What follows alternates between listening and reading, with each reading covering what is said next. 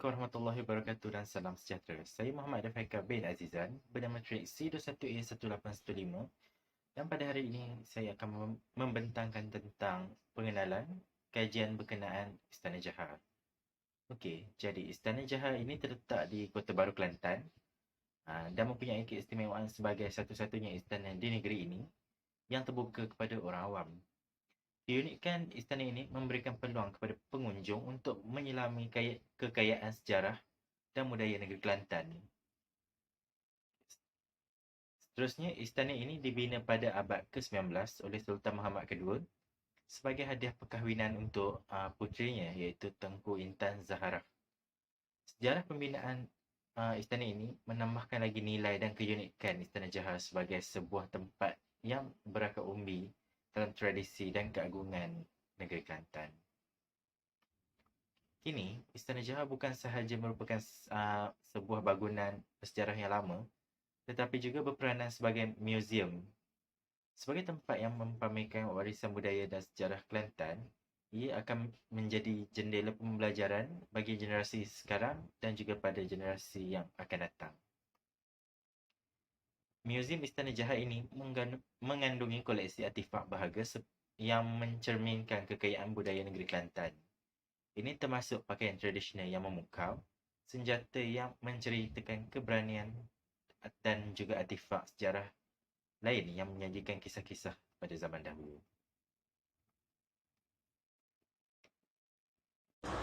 Assalamualaikum warahmatullahi taala wabarakatuh. Nama saya Muhammad Khairul Amri bin Khalid bernambah matrik C21A1851. Saya akan meneruskan pembentangan ini di bahagian latar belakang ataupun sejarah Istana Jahar. Istana Jahar yang terletak di daerah Kota Baru, Kelantan mempunyai sejarah yang sangat menarik dan unik. Untuk pengetahuan, Istana Jahar ini telah dibina oleh Sultan Muhammad II pada sekitar tahun 1855.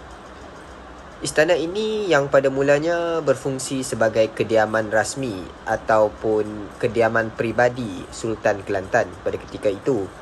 Namun, ia telah bertukar menjadi salah satu pusat aktiviti sosial dan budaya masyarakat di negeri Kelantan. Sebagai contohnya, mengadakan acara keagamaan, mesyuarat rasmi dan acara kebudayaan. Seterusnya ialah menerusi mempunyai reka bentuk yang menakjubkan. Hal ini dikatakan demikian kerana dengan ukiran seni yang menghiasi setiap sudut bangunan Istana Jahar dan penggunaan kayu sebagai bahan utama. Istana ini telah ditukar menjadi sebuah muzium pada sekitar tahun 1992. Hal ini kerana untuk mengekalkan dan menunjukkan warisan budaya Kelantan. Sekian daripada saya. Terima kasih. Assalamualaikum dan selamat sejahtera diucapkan. Nama saya Muhammad Amir Haikal bin Muhammad Farid dan nombor matrik saya C20A1066 dan saya akan menerangkan tentang masalah yang dihadapi oleh Istana Jahar itu sendiri. Saya melihat Istana Jahar ini adalah medan di mana kita melihat pelbagai sejarah dan warisan turun-temurun yang diturunkan oleh nenek moyang khususnya di negeri Kelantan. Dan saya melihat banyak kerosakan yang berlaku di Istana Jahar ini daripada bahagian luaran maupun di bahagian dalaman. Dan dalam untuk pengetahuan, bangunan Istana Jahar ini pernah dilanda dan ditenggami banjir besar pada tahun 2004 dan 2014 yang mengakibatkan bangunan warisan Istana Jahar ini mengalami banyak kerosakan secara fizikal pada struktur bahagian luar dan dalaman. Contoh yang kita dapat lihat adalah terdapat rekahan yang berlaku di bahagian dalaman Istana Jahar kerana Istana Jahar ini mempunyai reka bentuk di mana ia menggunakan kebanyakan kayu dan zinc untuk dalam bahan pembinaannya. Dan hal ini mengakibatkan pihak muzium telah mengambil keputusan untuk memperbaiki dan mengekalkan nilai estetik dalam pembinaan semula ataupun pemuliharaan dalam pembaikan Istana Jahar itu sendiri. Dan pendapat saya sangat baik dan sangat bagus dalam mengekalkan ciri-ciri sejarah dan nilai estetik di dalam pemeliharaan dan pemeliharaan Istana Jahat itu sendiri. Terima kasih. Assalamualaikum warahmatullahi wabarakatuh. Saya Muhammad Amir Izwan bin Alias, nombor matrik C21A1816. Saya akan menerangkan tentang objektif kajian. Objektif kajian bagi Istana Jahat telah dirangka terlebih dahulu bagi memudahkan kajian ini dilaksanakan secara terperinci. Antara objektifnya ialah yang pertama, mengenal pasti kerosakan atau perubahan struktur yang berlaku pada struktur binaan Istana Jahat. Yang kedua, mengetahui langkah-langkah pemeliharaan yang sesuai digunakan untuk mengekalkan keaslian bangunan. Yang ketiga, menganalisis faktor-faktor yang menyebabkan kerosakan dan ancaman terhadap kelestarian Istana Jahat. Assalamualaikum dan salam sejahtera. Saya Muhammad Irfan bin Azman, pemegang matris bernombor C21A1850 akan menerangkan berkenaan dengan analisis kajian pada Istana Jahat. Jadi terdapat 3 analisis kajian yang telah disenaraikan mengikut objektif kajian, iaitu yang pertama, mengenal pasti kerosakan atau perubahan struktur yang berlaku pada struktur binaan Istana Jahat. Yang kedua ialah mengetahui langkah-langkah pemeliharaan yang sesuai digunakan untuk mengekalkan keaslian bangunan.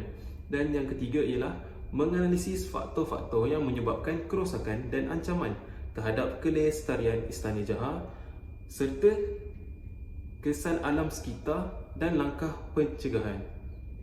Pada analisis kajian pertama, kami telah menemu bual seorang individu yang bertanggungjawab dalam pengurusan Muzium Negeri, iaitu Encik Sabuki bin Ibrahim sebagai pembantu Muzium Kanan. Beliau berkata bangunan warisan ini, iaitu Istana Jahat, telah dilanda banjir besar pada tahun 2004 dan 2014, di mana hujan lebat tanpa henti menjerumus dan mengakibatkan kepada bencana alam. Disebabkan bencana alam itu, bangunan Istana Jahat telah mengalami dan mendapatkan kerosakan yang agak teruk secara fizikal pada struktur bahagian luar dan bahagian dalam Istana Jahat.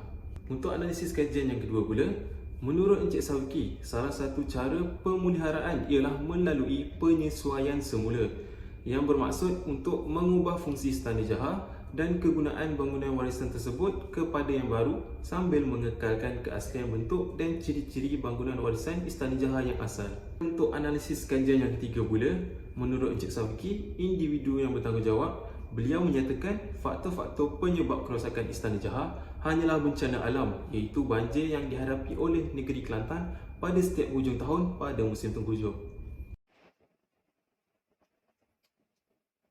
Secara kesimpulannya, pemeliharaan Istana Jahat ini bukan hanya tanggungjawab pihak tertentu sahaja, tetapi merupakan komitmen bersama kita untuk memelihara sejarah dan kebudayaan negara ini.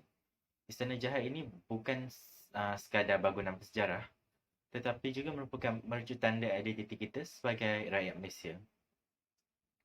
Seterusnya, saya ingin menekankan betapa pentingnya kesedaran dan sokongan masyarakat tempatan dalam usaha pemeliharaan Istana Jahat ini. Tanpa sokongan aktif dari komuniti setempat, usaha pemeliharaan akan sukar untuk berjaya.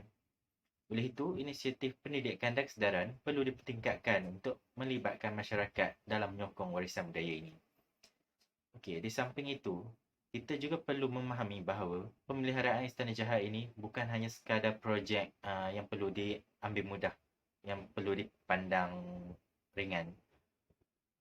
Usaha pemeliharaan yang teliti dan bersepadu perlu dijalankan untuk memastikan bahawa setiap aspek pemeliharaan ditangani secara holistik. Ini termasuklah pengurusan sumber daya, pembaikan struktur dan pemeliharaan keaslian bangunan. Akhir sekali, kita juga berharap agar terdapat pengurusan yang bersepadu dan teliti dalam menjalankan pemeliharaan Istana Jahat ini. Pemilihan pakar-pakar seni bina dan sejarah yang berkelayakan akan memberikan jaminan bahawa pemeliharaan dijalankan dengan penuh keberkesanan. Pengurusan yang teratur juga memastikan pemeliharaan berterusan dan tidak bersifat sementara.